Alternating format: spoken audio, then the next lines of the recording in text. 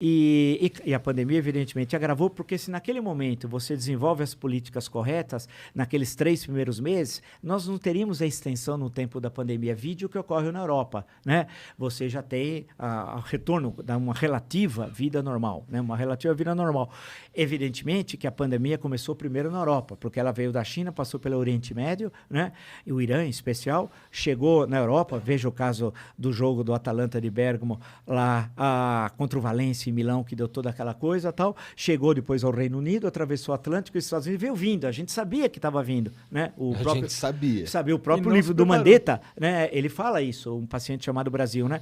Aí você tem, chegando aqui, se nós tivéssemos, naquele momento, feito as barreiras sanitárias, que eram indispensáveis, no aeroportos, portos, a passagem por terra, que o Brasil tem fronteiras enormes e tal, tivesse um controle, e aí começássemos, o CEO da Pfizer, quantas vezes ele procurou o governo? Dezenas para vender a vacina. Vários e-mails, né? E bom, mas foi a eles reuniões. Negociaram com o cara, só não chegaram num acordo. Não, várias reuniões. Ele não queria, o governo não queria negociar com a Pfizer, mas queria negociar com o picareta do Cabo Dominguete, né? Com os picaretas que estavam no Ministério da Saúde fazendo corrupção, porque o governo não queria vacina, queria propina, né? E a CPI comprovou isso, né? Mostrou um cenário que eu falei, mas não é possível uma pessoa como o Pazuello, que é o que o Pazuello fez, nós vamos ter, no sentido não de vingança, eu não gosto de vingança, justiça. O número, durante a gestão dele, morreu cerca de 250 mil brasileiros e brasileiras. Ele brincando com Manaus. O que aconteceu em janeiro em Manaus, as pessoas morrendo porque não tinha oxigênio. Não ter oxigênio é você morrer afogado no seco. A FAB não tinha um avião para levar um cilindro, veio do Maduro, da Venezuela. É inacreditável o que aconteceu. Veio da Venezuela. Quer dizer, a Aeronáutica Brasileira não tem um avião. A Marinha não podia por via fluvial. Não sei. Ninguém conseguia levar. Veja, quase 200 por dia estavam morrendo em Manaus. Aí eles mandam o Tratikov para lá. O Pazuello foi lá, e ele mora lá, hein? Foi lá dando risada, gozando das pessoas. Porra, cara, qual é a tua? As pessoas morrendo. E eles não comprando a vacina. E aí vem o Cabo Dominguete, que é um sujeito patético, né? Que não tinha dinheiro para colocar, segundo o WhatsApp. Ele não tinha nem a vacina, né? Nada, era tudo mentira. Falava em milhões de vacina. Cadê as vacinas, cara? Né? E aí eles foram fazendo um happy hour às 5 da tarde, quando naquele dia tinha morrido 1.200 pessoas, o cara para de trabalhar às 5 da tarde, o tal de Roberto Dias. Então, quando você vê todo esse cenário, esse conjunto de coisas, você fala assim, Deus do céu, né? O que aconteceu no Brasil é um pesadelo, é que nós perdemos, não sei porquê, não tenho a capacidade da indignação. O Brasil sempre foi um país, em certos momentos, muito indignado. E assim que a história mudou. Por alguma razão, não só a pandemia explica isso, por algumas outras razões que eu não sei quais, nós perdemos a capacidade da indignação. Morrem 600 mil pessoas. Os Estados Unidos perdeu na Guerra do Vietnã, durante 20 anos, cerca de 70 mil soldados. Pô, aqui morreu em 1 ano e meio 600 mil pessoas, cara. Pô, morreu 8 vezes o que morreu em 20 anos na Guerra do Vietnã. Não é possível, não acontece. As pessoas acham isso uma coisa normal. Elas atribuem um pouco à pandemia, essa parada. Sim, mas não existe. A pandemia veio, ela tinha, como outros países fizeram, rapidamente você faz os trabalhos de isolamento, a utilização das máscaras, que eles continuam sendo contra, né?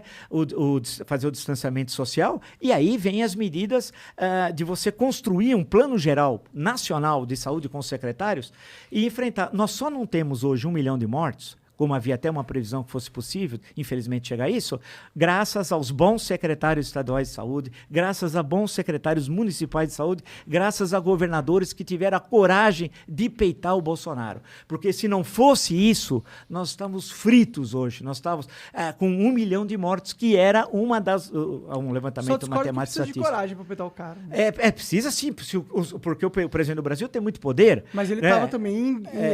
ele é um pária, né? É politicamente muito vantajoso estar contra o Bolsonaro hoje em dia. Olha, é difícil em certos momentos enfrentar, porque ainda ele tentou dia 7 de setembro dar um golpe de Estado. Ainda bem que ele é incapaz. Eu né? acho que ele Graças fica a Deus. tentando, ele fica soltando no público dele uns testes para ver como que tá o clima. Será que eles aceitariam fazer isso? Sim. Tanto que eu já vi uma declaração dele falando, pô, vocês falando aí que querem golpe de Estado, tô esperando um sinal de vocês. Ele falou isso com todas as letras, inclusive. Agora, então eu acho que ele fica só testando a água. Se tivesse ele falou isso? Falou. Falou mesmo, eu vi o vídeo. E se tivesse um cenário onde a gente tivesse, sei lá, 40%, 50% de apoio da população ao Bolsonaro dar um golpe, eu com certeza acho que ele daria, entendeu? Agora, você imagina que ponto nós chegamos no Brasil há mais de 30 anos que a gente não, essa questão não era... As questões políticas eram resolvidas nos processos eleitorais, não em golpe de Estado. Isso já passou no mundo inteiro, não tem mais Guerra Fria, não tem mais União Soviética, os Estados Unidos, duas superpotências. Guerra Fria tem. Não, Guerra Fria naquele sentido clássico de guerra... Clássico não, né? Mas acabou. tem uma Guerra Fria rolando aí com os Estados Unidos. Já caiu o muro de Berlim, é que o Brasil é um país é longe, aqui, caiu no dia 9 de novembro de 1989, aqui a notícia demora, o país é longe para chegar. Então, hoje o mundo é outro. Falar em golpe de Estado, você acha que o investidor estrangeiro vai... E há muito dinheiro circulando, vai pôr um centavo num país que um presidente discursa na ONU como ele discursou, ou faz aquela palhaçada no 7 de setembro no Brasil, em São Paulo? Então, o que nós precisamos voltamos à questão, a estabilidade política. A estabilidade política é que gera uma boa discussão política e o crescimento da economia. Nós precisamos saber para onde vamos. O país tem demandas, precisa crescer, precisam qualificar a força de trabalho, né? Se não acabar com o analfabetismo, não é possível você ter... Saneamento básico, né? Se metade das cidades não tem saneamento de água e esgoto, tratados... Uma pergunta. É terrível. Uma pergunta. Com certeza que o Bolsonaro é um agente do caos no cenário político brasileiro. Acabou sendo, mas também porque... É uma questão complexa, né, de tentar entender o panorama de 2018, né? Porque você tinha outros candidatos no primeiro turno. Você tinha lá o Amoedo, você tinha o Álvaro Dias, você tinha o Ciro Gomes, você tinha a Marina, isso entre outros, né? Que eram candidatos palatáveis e tal. A grande questão é que o anti-PT, porque a questão foi PT e anti-PT, acabou sendo o Bolsonaro. Você acha que ele tivesse um Haddad agora, teria sido melhor a situação? Sim, eu não tenho nenhuma simpatia, posso dizer com tranquilidade, com o Haddad, porque nós tivemos também alguns embates judiciais, né? Por causa que você falou coisas que ele não gostou? Não, eu falava, na época eu trabalhava na Jovem Pan, eram coisas que hoje são consideradas desprezíveis frente à tragédia de 600 mil mortos. Que era o seguinte, ele era prefeito da cidade de São Paulo, eu começava a trabalhar muito cedo e eu abria a agenda de trabalho dele. E sempre ele começava a trabalhar 9h30, 10 horas. E eu falava, claro, uma cidade pequena, a população de São Paulo é muito pequena, não tem problemas, uma cidade tranquila. Então, precisa também trabalhar, cansa, né? Depois 2 horas de almoço, depois para de trabalhar 5. Tanto que eu pus um apelido na época que pegou, mas se chama do Jaiminho. O Jaiminho é um personagem lá do seriado Chaves, que é o carteiro, né? O carteiro sempre estava com fadiga. Evitar a fadiga. Evitar a fadiga. Aí ele ficou furioso com isso. Aí ele chegou até a falsificar a agenda dele para me enganar uma vez. Isso foi em 2015, num dia que eu estava lançando meu livro. Caralho, tu alugou um triplex na cabeça do Haddad. Não, aí o que aconteceu? Ele falsificou a agenda, eu abri a agenda, não tinha nenhum compromisso. Era uma segunda-feira, e nesse dia caiu um dilúvio. Morreu, inclusive, uma senhora no Lago da Concórdia. Eita, que merda. Foi uma coisa horrível e tal. E eu estava lançando meu livro à noite, na Livre a Cultura, no Conjunto Nacional. Aí, logo pela manhã, eu abri a agenda lá, falei, pô, mas hoje está demais, hein? Hoje o Jaiminho exagerou. Pô, não tem aqui nenhum compromisso. Era aí, às 11 da manhã, ele mostrou a agenda que tinha compromisso e fez gozação, postou, olha, eu enganei ele, lá. Aí o Ministério Público entrou com uma ação contra ele, por quê? Porque a agenda é a transparência. A Constituição fala no artigo 37, se não me engano, no capítulo lá, tem 5 pontos. Um deles é a questão da transparência. Tem que divulgar a sua agenda, isso faz parte. E ele falsificou um documento público, nesse caso, né? Aí houve todo um barulho à época, caralho, etc. O cara tal. Falsificou o documento era uma coisa para gozar. E depois só para tirar um sarro e tal. Você alugou um apartamento de 7 andares. Aí fez... Agora, você vê, claro que comparado ao que nós assistimos depois, eu não quero diminuir, porque cada época tem o seu contexto histórico e tal. Agora, a gente vive um momento muito difícil, muito triste. Mas desculpa perguntar, não te preocupa um pouco a questão do PT ele ser uma organização muito mais fodida, no sentido de... O Bolsonaro é um merda, eu concordo com você plenamente nessa questão. Porém, ele é um merda ineficiente, a gente concorda também nisso. O PT, eu considero também merda. Não estou igualando as merdas, são merdas diferentes. Mas eu acho que são... Eu não gosto, entendeu? Só que eu acho que eles são os caras muito eficientes. Você não tem medo dessa eficiência? Porque eu, pessoalmente, tenho. Eu gostaria que a campanha de 22, a gente não... Eu sei que esse é um cenário possível, mas que nós não fôssemos por esse caminho, né?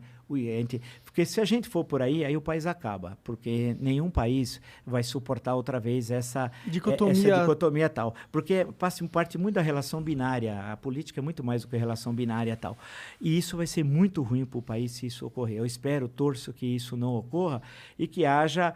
E aí depende muito dos outros, porque os dois querem isso. Agora, os outros, é aquela história. Os dois são os maiores inimigos e os maiores aliados. É porque eles se autoalimentam, né? É uma autoalimentação. Um transforma o outro no fantasma, tal, de continuidade. Vamos esperar que esses candidatos da chamada terceira via, tal, precisa apresentar programa, não é nome. Você precisa dizer o que você veio para quê. Você quer apresentar o quê? O único que tem isso é o Ciro Gomes.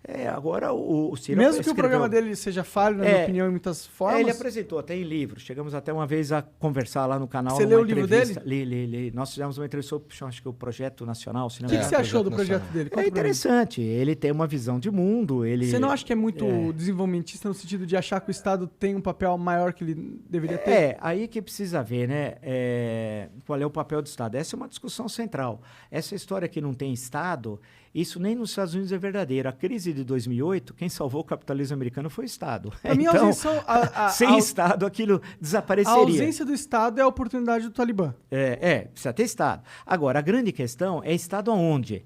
Claro, eu concordo que o Estado não é para ter hotel, como teve. Isso é um absurdo, né? Você tem que ter o Estado nos setores... você precisa estar no sistema banco. O Banco do Brasil é muito importante. O BNDES é muito importante. A Caixa, que é 100% estatal, o Banco do Brasil não, mas a Caixa é muito importante. Então, você precisa ter instrumentos de Estado para o desenvolvimento econômico. Isso é fundamental. Agora, precisa pensar o Brasil a médio e longo prazo. Não é pensar o amanhã, não precisa olhar lá na frente. E nós fizemos isso em certo momento da história do Brasil, de pensar o Brasil a médio e longo prazo. Nós precisamos saber para onde vamos. O mundo mudou. O mundo não é mais aquele mundo de 30, 40 anos atrás, né? E está vindo a quarta revolução industrial então, aí que vai... Então, tudo. Você vê a China, a presença da China e toda a região do Ásia-Pacífico, né? O mundo mudou. Então, nós estamos num outro momento histórico. E nesse outro momento histórico, a gente tem de se reposicionar. Na época que o Brasil cresceu muito, o Brasil entendeu o que estava ocorrendo no mundo e se posicionou corretamente. Agora, quando eu digo nós, em geral, nós precisamos saber para onde nós vamos. Se temos um setor agora do agronegócio que é eficaz, mas isso tem um limite também, porque outros países, especialmente na África Negra, até por influência chinesa, que é muito forte na África Negra, também estão desenvolvendo uma agricultura diversificada, que não é tão dinâmica como a brasileira, mas poderá, em certo momento, ter uma proximidade com o que acontece no Brasil. Certeza, né? Porque realmente o que ocorreu no Brasil, uma revolução, uma coisa fantástica. Então, e o mundo vai mudando. Hoje, essas revoluções tecnológicas, o processo de trabalho mudou, e a gente precisa educar. A questão da educação, do que eles chamam de qualificar a força de trabalho, é fundamental, né? Você acha que a internet vai ajudar a gente nesse sentido? Eu achei que ajudaria muito em certa época, seria mais fácil do que, na realidade, está ocorrendo. Né? Porque o Brasil é um país... tem mais celulares que habitantes, isso é legal. Então, acho que 120 milhões, não sei, de brasileiros, 100 milhões têm acesso à internet, que é um número muito legal. É legal, quanto mais ampliar, melhor, mas já é um número extremamente muito expressivo. Sim. Agora, que as pessoas vão dominando coisas mais simples, já estão dominando. Agora, você tem de ter um processo de educação em massa, né? Aí o papel do ensino público, e gratuito, ele é fundamental. E aí, por exemplo, esse governo não tem ministro da educação, porque nós tivemos umas piadas. Nem sei o nome dele. Um inexpressivo aí, mas ele quer pegar um avião para ir de Santos a São José dos Campos, porque de carro era cansativo 2 horas. Para isso, ele quer um avião da FAB e solicitou um avião da FAB para isso. Tá certo, eu quero o maior luxo. Inacreditável.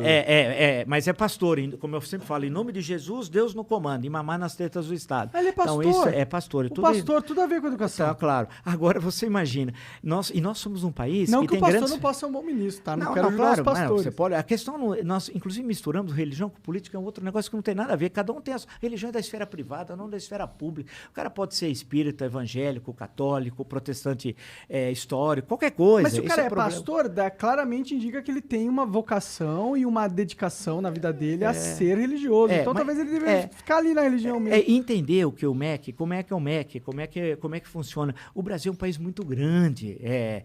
Nós temos, quando se falava, e sempre que era um país continental, e são realidades muito diferentes. Você vai na Amazônia, é uma coisa, e a Amazônia, são muitas Amazônias, cada Amazônia tem a sua particularidade. Você vai no Nordeste, também. Você vai em São Paulo, aqui na cidade de São Paulo, você tem várias cidades de São Paulo. Muitas vezes, uma distância de 1 quilômetro, você vai da extrema riqueza para a extrema pobreza. Você fala assim, Pô, como essa Às cidade... vezes não é nem 1 quilômetro. É, É, a aquelas cidade- fotos do Morumbi, mansões do lado de... Então você tem uma cidade que você convive. E essa é uma questão que nós temos de enfrentar. São várias São Paulos dentro da mesma São Paulo. Então é necessário diminuir as desigualdades sociais. Parte da insegurança. Quando você tem uma boa máquina de segurança pública que funciona de forma eficaz e, ao mesmo tempo, você tem uma boa estrutura de educação, de transporte e saneamento básico, como alguns países conseguiram fazer com eficiência, e nós temos condições para isso, porque em tecnologia nós temos grandes engenheiros, sanitaristas, etc., você vai enfrentando essas coisas. A grande questão é que as desigualdades, elas, ao invés de diminuírem, e eu lembro quando nos anos 70, antes de fazer história, eu fiz economia, mas acabei não terminando o curso, nós discutimos muito a questão de concentração de renda. Ela aumentou, não diminuiu. É uma concentração de renda fantástica. Então, isso nós temos de enfrentar. Então, é muita coisa. Acabou o ar aqui, viu?